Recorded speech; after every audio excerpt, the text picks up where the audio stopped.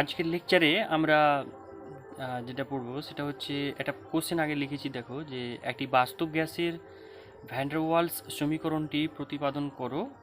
আর এই সমীকরণে এ মানে স্মল এ ও স্মল বি এর একক লেখো। ঠিক আছে, তো এরকম ধরনের একটা কোশ্চেন তোমাদের দিতে পারে, কোশ্চেনে ডাইরেক্ট কোশ্চেন দিতে পারে এরকম। তো অ্যাকচুয়ালি এই কোশ্চেনটা আলোচনা করার আগে আমি তোমাদের একটু আবার ওই আদর্শ গ্যাসের আচরণগুলো একটু তোমাদেরকে বলবো, যে আদর্শ গ্যাসের আচরণগুলো কীরকম। তো আদর্শ গ্যাসের আচরণগুলো তোমরা পড়েছিলে যে তাদের মধ্যে কোনো ইন্টারাকশন নেই, আদর্শ গ্যাসের অণুগুলোর মধ্যে কোনো ইন্টারাকশন নেই, অণুগুলোকে বিন্দু ভর হিসেবে দেখানো মানে দেখা হয় যে ওগুলো একটা একটা বিন্দু আকারে, মানে তাদের নিজস্ব কোনো আয়তন নেই, এটাই বলা হচ্ছিল। তো এইগুলোই বাস্তব গ্যাস থেকে আদর্শ গ্যাস, মানে তোমার হচ্ছে বাস্তব গ্যাসের আচরণটা আদর্শ গ্যাসের আচরণ থেকে পার্থক্য হয়ে যায়। ঠিক আছে, বাস্তবে যেটা দেখা যায় যে বাস্তব গ্যাসে তোমার অণুগুলোর মধ্যে একটু হলেও আকর্ষণ আছে, আবার বাস্তব গ্যাসের মধ্যে এটা দেখা যায় যে অণুগুলোর নিজস্ব একটা আয়তনও আছে। ধরো আমি একটা যদি একটা সিম্পলভাবে একটু বোঝানোর চেষ্টা করি তোমাদের। ধরো এই পাত্রতে একটা গ্যাস আছে, ঠিক আছে, একটা গ্যাস আছে। আর যদি এটা গ্যাসটা যদি আদর্শ হয় তাহলে কি হবে না, এই পাত্রের টোটাল আয়তনটা ধরে নাও ভি। ঠিক আছে, টোটাল আয়তনটা হচ্ছে ভি, এই পাত্রের টোটাল আয়তন ভি, তার মানে গ্যাসের আয়তন ভি ধরবো এখানে। কিন্তু এই টোটাল পাত্রের আয়তনের তুলনায় সরি এখানে যে গ্যাসটা আছে গ্যাসের অণুগুলোর একটা তো নিজস্ব আয়তন আছে। অণুগুলো এক একটা বলের মতো কল্পনা করো, তাহলে বলের মতো যদি কল্পনা করো তাহলে এই এখানে লাখো কোটি অণুর আছে। তাহলে ওই লাখো কোটি অণুর একটা মানে ছোট একটু একটু হলেও তাদের নিজস্ব আয়তন আছে। আর তাদেরকে যদি একসঙ্গে করা যায় তাহলে লাখো কোটি অণুকে যখন একসঙ্গে করব তাহলে একটা নির্দিষ্ট পরিমাণ আয়তন হবে। ঠিক আছে, ওইটা হচ্ছে নিজস্ব আয়তন, সেই নিজস্ব আয়তনটা একটু হলেও আছে। ঠিক আছে, বাস্তব গ্যাসের ক্ষেত্রে দেখা যায় কিছুটা আছে। তো ধরে নাও সেখানে অল্প পরিমাণে আছে, তো ওই অল্প পরিমাণ যদি ধরে নিচ্ছি যে এইটুকু হচ্ছে গ্যাসের নিজস্ব আয়তন, গ্যাসের অণুগুলোর নিজস্ব আয়তন এইটুকু। ঠিক আছে, আর এই বাকি জায়গাটুকু ফাঁকা অঞ্চল, মানে পুরো গ্যাসটাকে যদি আমি এক জায়গায় ধরে নিয়ে আসি তাহলে তার নিজস্ব আয়তন হবে এইটুকু। তাহলে নিশ্চয়ই বুঝতে পারছো এই টোটাল আয়তনটা, যদি গ্যাসটা আদর্শ হতো তাহলে টোটাল জায়গাটাই সে অকুপাই করতো, অর্থাৎ টোটাল জায়গাটাই ঘোরাঘুরি করতে পারতো গ্যাসগুলো। কিন্তু এখন যদি এরকম হয় গ্যাস অণুগুলোর নিজস্ব আয়তন কিছু একটা যদি থাকে, যদি এইটুকু থাকে, তাহলে নিশ্চয়ই এই জায়গাটুকুতে আর সে ঘোরাঘুরি করতে পারবে না, মানে তার ইফেক্টিভ যে আয়তনটা কমে যাচ্ছে, এটা একটা কারণ। আর মানে মানে যেটা বলছি আদর্শ গ্যাসের আচরণ আর ওই গ্যাসই যদি বাস্তব হয় তাহলে বাস্তব গ্যাসের আচরণটার মধ্যে পার্থক্য কোথায় আসে। আদর্শ গ্যাসে বলছে না এরকম কোনো মানে নিজস্ব আয়তন হবে না, কিন্তু বাস্তবিক ক্ষেত্রে কিন্তু মানে নিজস্ব আয়তন দেখা যায়। আর আরেকটা জিনিস, যে আদর্শ গ্যাসের মধ্যে বলে যে এই একটা অণু আর একটা অণুকে কিন্তু আকর্ষণ করতে পারবে না, মানে আকর্ষণ করে না আদর্শ গ্যাসের মধ্যে। কিন্তু বাস্তবে দেখা যায় একটা অণু আর একটা অণুর মধ্যে কিন্তু আকর্ষণ হয়।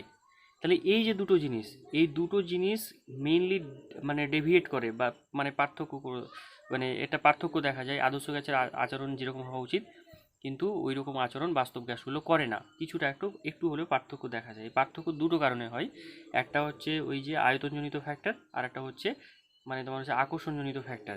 এই দুটো ফ্যাক্টরের জন্য কিন্তু আদর্শ গ্যাসের মতো আচরণ করতে পারে না বাস্তব গ্যাসের মানে বাস্তব গ্যাসগুলো। ঠিক আছে, তো এই জন্য এখন এইগুলোকে স্টাডি করার জন্য সর্বপ্রথম তোমার হচ্ছে ভ্যান ডার ওয়ালস বলে একজন বিজ্ঞানী, এই যে বলা হলো ভ্যান ডার ওয়ালস সমীকরণ, ভ্যান ডার ওয়ালস বলে একজন বিজ্ঞানী কী করলেন, এইটা মানে বাস্তব গ্যাসের জন্য অবস্থার সমীকরণটা কীরকম হবে সেইটাকে মানে প্রতিপাদন করেছিলেন, অর্থাৎ প্রতিষ্ঠা করেছিলেন। সেটাই আমরা আজকে দেখব যে কীভাবে প্রতিষ্ঠা করা যায়। আমরা জানি আদর্শ গ্যাসের জন্য P V equal to nRT, এই সূত্র খাটবে। কিন্তু তোমার হচ্ছে বাস্তব গ্যাসের জন্য এই সূত্র মানে P V equal to RT বা P V equal to NRT, N mole গ্যাসের জন্য P V equal to NRT, আর এক মোল গ্যাসের জন্য P V equal to RT, এই সূত্র খাটবে। তো এইটা ছিল মানে আদর্শ গ্যাসের জন্য, কিন্তু বাস্তব গ্যাসের জন্য এটা সম্পূর্ণভাবে মানছে না।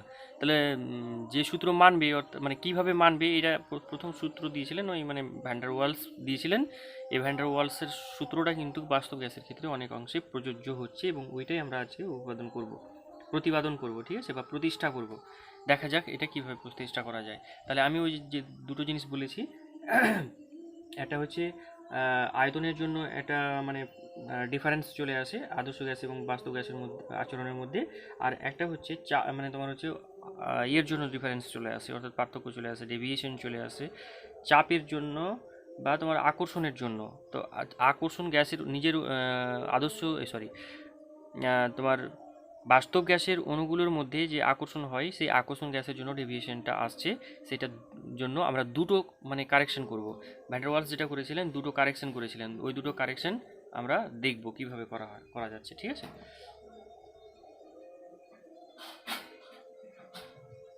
আচ্ছা দেখো, প্রথমটা হচ্ছে আয়তন সংশোধন।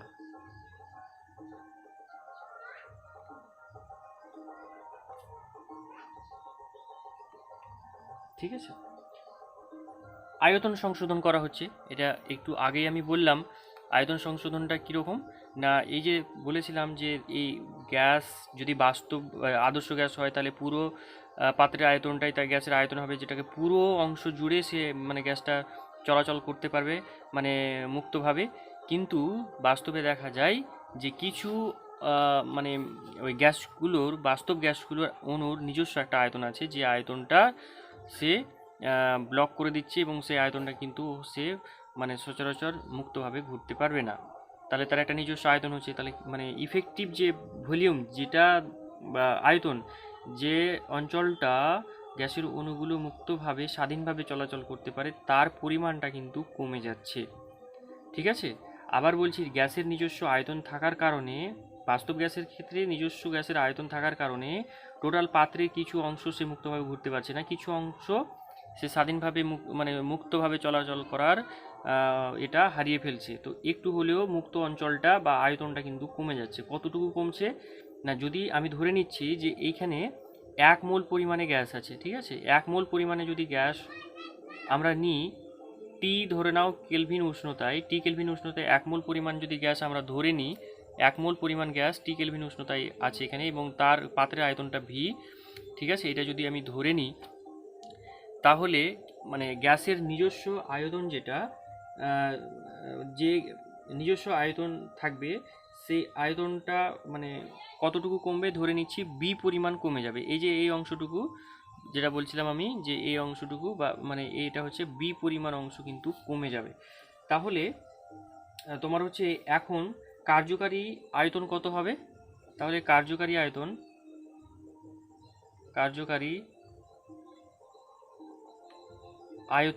কার্যকারী আয়তন মানে হচ্ছে যে অংশটুকু সে মুক্তভাবে গ্যাসের অণুগুলো চলাচল করতে পারবে, সেই কার্যকারী আয়তনটা কত হবে না, ছিল প্রথমে ভি আর বাদ গেল কতটা না বি। 1 মোল পরিমাণ গ্যাস নিলে মানে গ্যাস অণুগুলোর নিজস্ব যে আয়তন সেটা ধরে নিচ্ছি বি, ঠিক আছে, বি পরিমাণ। তাহলে এইটা হচ্ছে কার্যকারী আয়তন। ঠিক আছে, আবার এই বিকে কি বলবো, বিকে বলা হয় আয়তন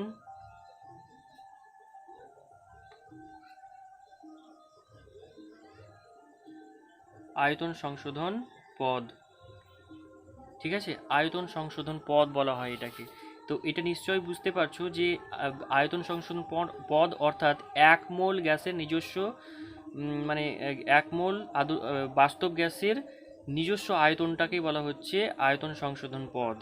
ঠিক আছে, এটা আশা করি বুঝতে পেরেছো। আচ্ছা,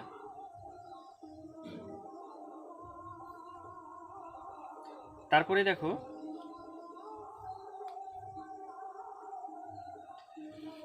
তাহলে এইটা আমি একটু বলে নিই। তাহলে এইটা এই যে যে মানে তোমার হচ্ছে কার্যকারী আয়তন পেলাম, কার্যকারী আয়তন মানে হচ্ছে যে অঞ্চলটুকু সে ঘুরতে পারবে না গ্যাসের অণুগুলো, ঘুরতে পারবে, যে অঞ্চল মুক্তভাবে ঘুরতে পারবে সেটা হচ্ছে এটা। এখন আমরা যে আদর্শ গ্যাসের সমীকরণ জানি PV is equal to nRT, বা 1 মোল যদি নিই তাহলে PV is equal to RT হবে। ঠিক আছে, এখানে ভি এর পরিবর্তে আমরা কি বসাবো, এই ভি এর পরিবর্তে বসাবো আমরা ভি মাইনাস বি, এই টার্মটা বসাবো। ঠিক আছে, এটা হয়ে গেল আয়তন সংশোধন টার্ম। এখন প্রেসার সংশোধন করে নিতে হবে, দিয়ে এখানে বসালে তোমার হচ্ছে সমীকরণটা চলে আসবে। আচ্ছা, এবার আমরা পরের সংশোধনীটাতে যাব। পরের সংশোধনীটা হচ্ছে 2 নম্বরে, দেখো চাপ সংশোধন।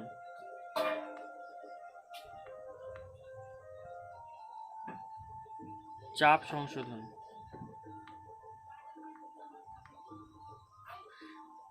আচ্ছা, ধরে নাও এই পাত্রতে গ্যাসটা আছে। তো পাত্রতে গ্যাস যেগুলো মিডিলে আছে, পাত্রের মিডিলে, ঠিক আছে, ওই মিডিলে গ্যাসটা, যে গ্যাসগুলো মিডিলে থাকবে তাদের ক্ষেত্রে যেটা হয় যে এইখানে কিন্তু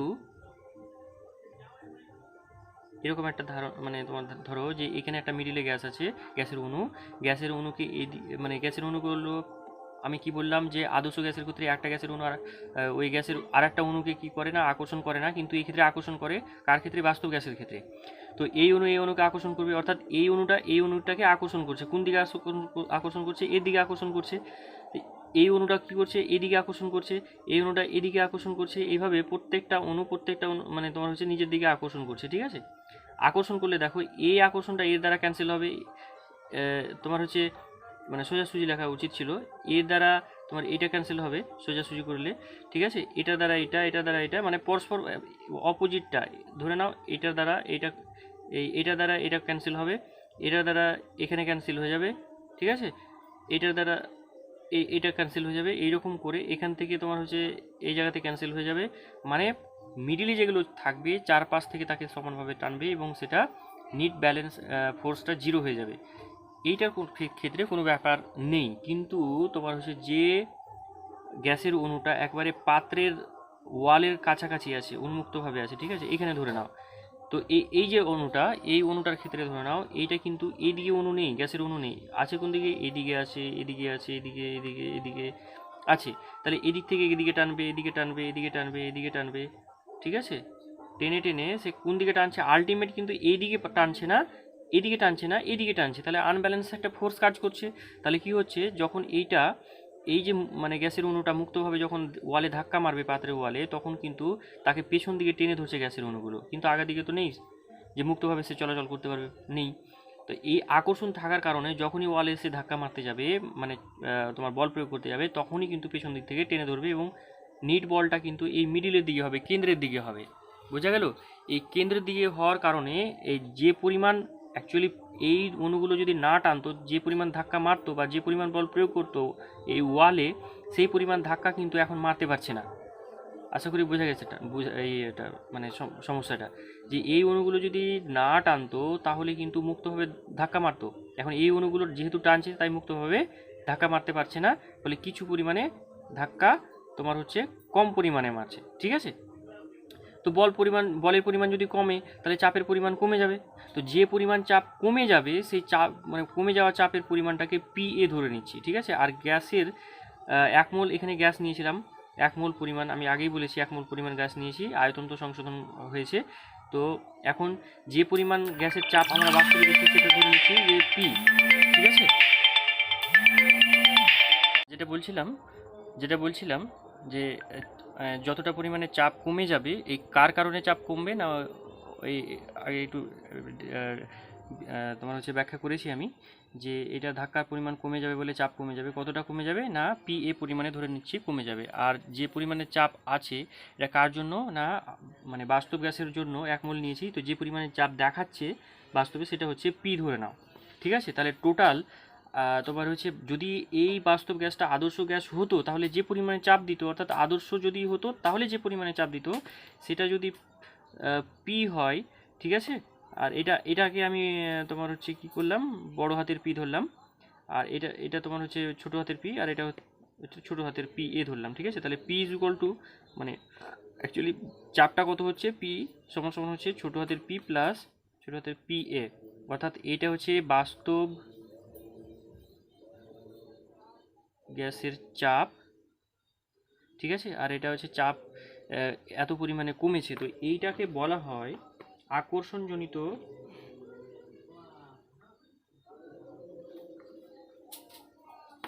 আকর্ষণজনিত আকর্ষণজনিত অন্তটান, আকর্ষণজনিত অন্তটান বলা হয় এটাকে, ঠিক আছে। আচ্ছা, তাহলে এই পরিমাণ টান কমে গেছে, তাহলে আমি এই পি মানে টোটাল, যেখানে আমি আদর্শ গ্যাসের চাপটা এখানে এই যেখানে লিখেছি P ইকুয়াল টু RT, তাহলে এই পি এর পরিবর্তে P প্লাস PA এটা লিখতে পারবো আমরা, ঠিক আছে। কিন্তু এই যে PA বলেছি, আকর্ষণজনিত টানটা কতটা হবে না, আকর্ষণজনিত টান এই PA প্রপোর্শনাল টু তোমার হচ্ছে গ্যাসের ডেনসিটি অর্থাৎ গ্যাসের ঘনত্ব মানে একক আয়তনে নাম্বার অফ মোল, তাহলে এই ক্ষেত্রে আমরা বলতে পারি কি যে P A proportional to D. আবার তোমার হচ্ছে এই যে তোমার হচ্ছে নাম্বার অফ স্ট্রাইকিং মলিকিউলস অর্থাৎ যে পরিমাণে অণুগুলো এই ধাক্কা দিচ্ছে, যে পরিমাণ অণু ধাক্কা দেবে, ঠিক আছে, এই ধাক্কার যত বেশি বেশি পরিমাণে দেবে, এই তোমার হচ্ছে যতগুলো অণু বেশি হবে ততগুলোর সঙ্গে সমানুপাতিক হবে এই পিএটা। পিএ দুইভাবে হচ্ছে, দেখো আমি আবার বলছি, পিএ 1 নাম্বার হচ্ছে গ্যাসের ডেনসিটির সঙ্গে সমানুপাতিক। কেন সমানুপাতিক? তোমার হচ্ছে গ্যাসের ডেনসিটি যত বেশি হবে টানটা তত বেশি হবে, পেছন দিক থেকে টান তত বেশি হবে, যে পেছন দিক থেকে টান তত বেশি হবে, ফলে তোমার হচ্ছে P A proportional to D লিখতে পারি। আবার এই যে মানে ধাক্কাটা মারছে, তো যত অণু বেশি সংখ্যক অণু ধাক্কা মারবে মানে কমে যাওয়ার পরিমাণ তত বেশি হবে, তার জন্য পি এ আবার সেই তো নাম্বার অফ মলিকুলের সঙ্গে সমানুপাতিক হবে, আর নাম্বার অফ মলিকুলটা ডেনসিটির সঙ্গে সমানুপাতিক, তাই দুবার করে তোমার হচ্ছে পি এ ডি এর সঙ্গে সমানুপাতিক হচ্ছে, অর্থাৎ P A proportional to D square, এইটা পাচ্ছি আমরা। ঠিক আছে, এখন এই ডি মানে কি ডেনসিটি, ডেনসিটি মানে হচ্ছে মোল পার ভলিউম। ঠিক আছে, এখানে number of mole per volume, এখন মোল যদি 1 হয়, 1 মোল নিই তাহলে 1/v হয়ে গেল, তাহলে আমরা লিখতে পারি পি এ সমানুপাতিক 1/v স্কোয়ার, এটা লিখতে পারি আমরা। ঠিক আছে, আচ্ছা এখন এই পি এ সমানুপাতিক চিহ্ন তুলে দিলে কি হবে এ বাই ভি স্কোয়ার, এটা আমরা কি করতে পারি তোমার হচ্ছে আগে আমরা এন মোলের জন্য দেখে নিই, এখানে একটু কারেকশন করে দিচ্ছি। এন মোলের জন্য কি হবে, এখন 1 মোলের জন্য বি পরিমাণ যদি কমে তাহলে এন মোলের জন্য কি পরিমাণে কমবে, তোমার হচ্ছে এন বি পরিমাণে কমে যাবে, তাহলে ইফেক্টিভ এন মোলের জন্য কি হবে আর তোমার 1 মোলের জন্য কি হবে সেটা আমি বলে দিচ্ছি। ঠিক আছে, এখন যদি এটা এন মোল হয় এর পরিবর্তে, তাহলে আমরা লিখতে পারবো পি এ তোমার হচ্ছে proportional to N square by V square. ঠিক আছে, 1 মোল যদি হয় তাহলে 1/v স্কোয়ার, তাহলে এখানে পি এ সমান সমান A N square by V square. ঠিক আছে, তাহলে আমরা যেটা পেলাম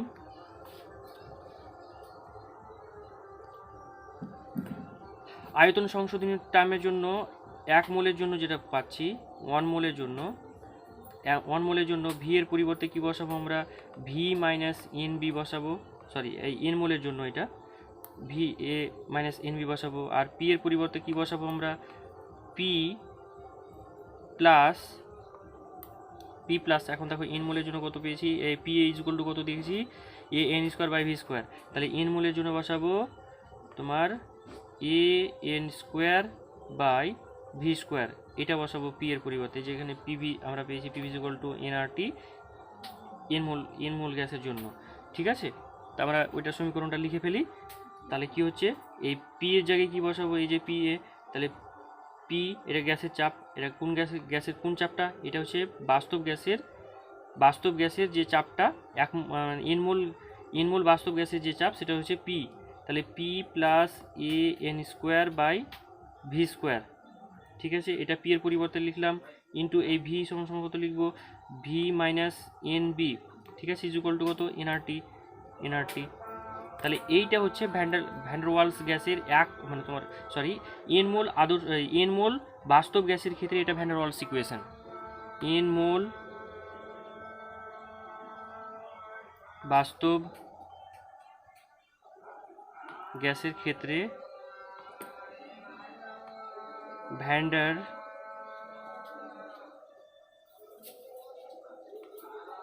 ওয়ালস সমীকরণ।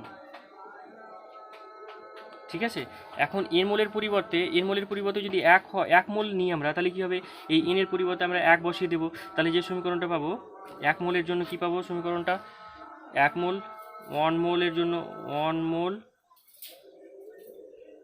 বাস্তব গ্যাসের ক্ষেত্রে কি হবে, যেটা আমাদের মানে তোমার হচ্ছে কোশ্চেনে দেওয়া হয়েছিল 1 মোল মানে বাস্তব গ্যাসের ক্ষেত্রে ভ্যান্ডারওয়ালস ইকুয়েশন কী হবে, তাহলে আমরা সমীকরণ থেকে লিখে দিতে পারি যে পি প্লাস এ এন এর মান তো 1, P plus A by V square into V minus B into is equal to RT. ঠিক আছে, এটা হচ্ছে 1 মোল গ্যাসের জন্য, বাস্তব গ্যাসের জন্য সমীকরণ। আশা করি ক্লিয়ার হয়েছে। ঠিক আছে, এবার আমরা যেটা করব, ওই যে দুটো টার্ম দেখেছি আমরা এ আর বি, এই দুটোকে বলা হয় ভ্যান ডের ওয়াল গ্যাস কনস্ট্যান্ট। তো এ আর বি এর এককগুলো আমরা নির্ণয় করব। ঠিক আছে, তো আমরা যেটা দেখেছি চাপ সংশোধনী পদ,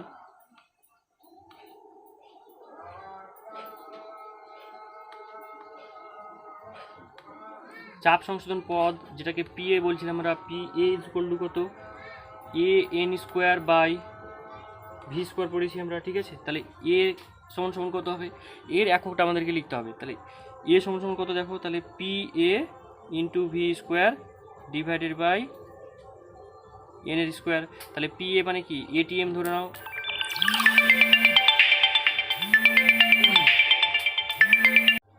তাহলে পি এ মানে হচ্ছে চাপ সংশোধনী টার্ম, তাহলে এখানে পি এর একক হচ্ছে এটিএম, আর ভি মানে ভি এর একক অর্থাৎ ভি মানে হচ্ছে আয়তন, তার আয়তনের এককটা ধরে নিচ্ছি লিটার, তাহলে লিটার স্কোয়ার। আর তোমার নিচে আছে এন মানে মোল, এটা হচ্ছে মোল সংখ্যা, তাহলে মোল কত, মোল মানে এন হচ্ছে সরি এন মানে হচ্ছে মোল, তাহলে মোলের স্কোয়ার। তাহলে এর এককটা যেটা পেলাম আমরা atm litre square mole to the power -2। ঠিক আছে, এটা পেলাম। আচ্ছা, এবার আয়তন সংশোধনী টার্ম থেকে আমরা জানি কি, দেখো আয়তন সংশোধন পদ